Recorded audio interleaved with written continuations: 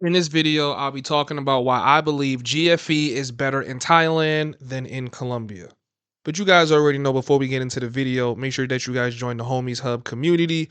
Link is in the description. I am giving away 5 free memberships every single week for those of you guys that would like to come and test the new Homies app.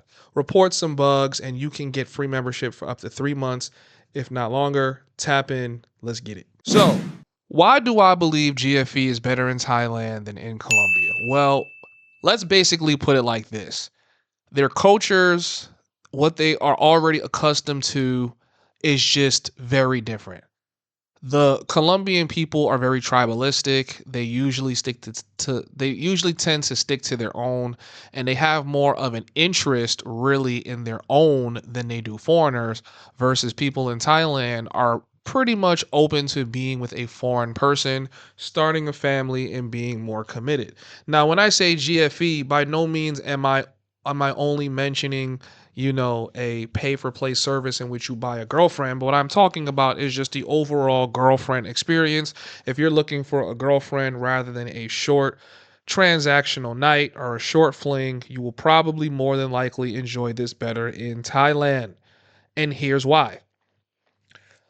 Number one, let's just start with just how the Thai girls are. The Thai girls are very friendly, and I would even say they're probably a little bit more Americanized than you would realize than the Colombian girls. Now, even though the Colombian girls are probably more affected by the West just because of proximity, their culture, like I said before, is very tribalistic. They tend to stay inward before they go outward.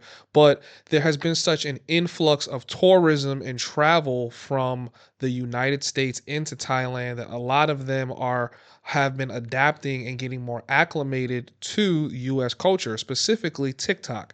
Because TikTok is extremely popular inside of Asia, all of Asia, and it's very popular inside of Thailand, a lot of these people end up picking up on American culture, dialect, and influence very, very quickly than they would in Latin America. This is typically why you can go to Thailand and find more people that can speak some kind of English more than you would find inside of Colombia, where they can't even understand a single word in English. Colombia is its own world in general, right? And I've covered this in many other videos.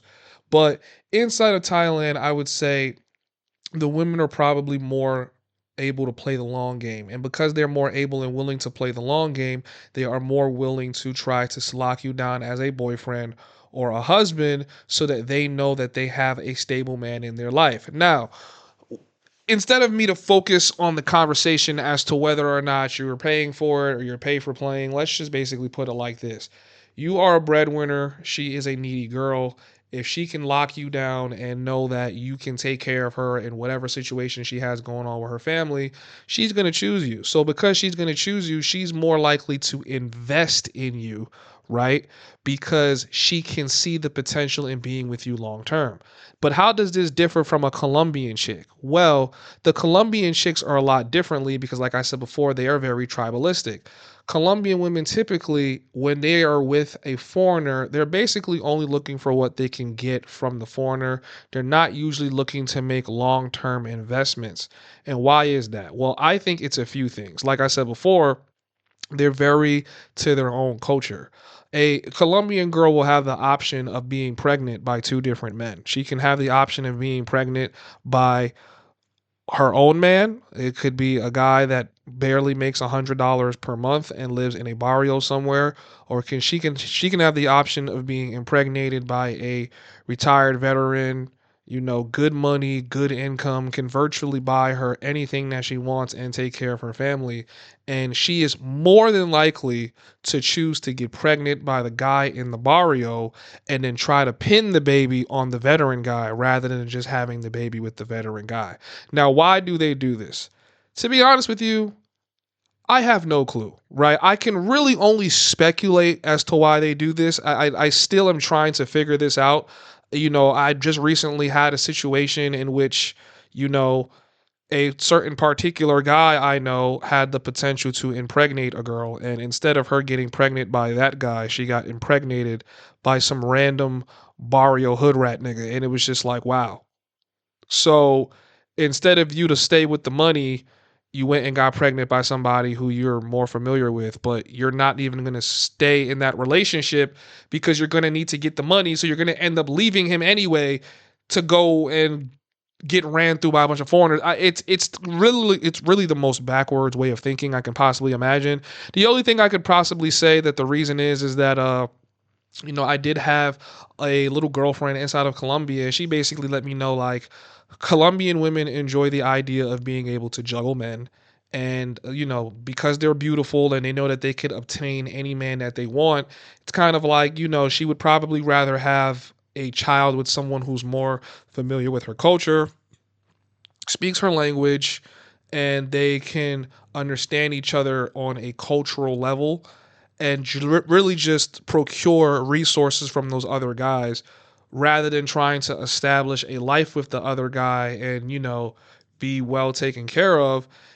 They would pretty much rather just get pregnant by their own men. Now, that's not to say Thai girls don't do the same thing. I've heard tons of stories of Thai girls having secret boyfriends in their provinces or their villages and literally just using a foreigner.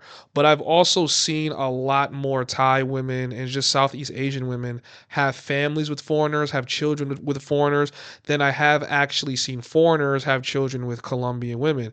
And that's not to say both don't happen on either side, but I definitely see it more in Southeast Asia than I do inside of Colombia. And I just think that it's interesting as to why they necessarily move like that.